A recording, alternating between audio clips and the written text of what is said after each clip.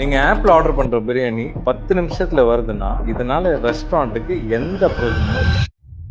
இது ஏன் நான் சொல்றேன்னா, இப்ப நீங்க 2 பிரியாணி ஆப்ல ஆர்டர் பண்றீங்கன்னு வச்சுப்போம். ₹800 ஆவரேஜ் ஆர்டர் வரும். நீங்க பே பண்ற அந்த டெலிவரி சார்ஜஸ் ஒரு ₹30 to 40 இந்த ஆப்புக்கே போயிடும். அண்ட் அந்த ரெஸ்டாரண்டோட ஃபுட் காஸ்ட் ஒரு 30 to 40% இதுக்கே போயிடும். ஸோ நம்ம ஆவரேஜா ஒரு ₹300 இதுக்கு வச்சுக்கலாம். அண்ட் இது இல்லாம பேக்கேஜிங்க்கு ஒரு அப்ராக்சிமேட்லி அரௌண்ட் ₹130 எடுத்துக்கலாம். So totally ₹320 plus ₹300 620 plus ₹130 which is ₹750.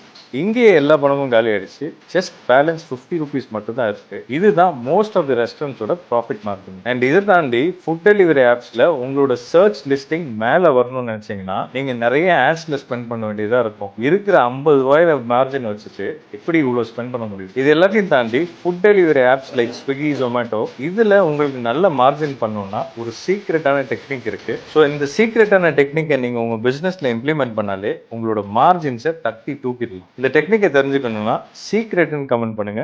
நானே உங்களுக்கு பர்சனலா டிஎம் பண்றேன்.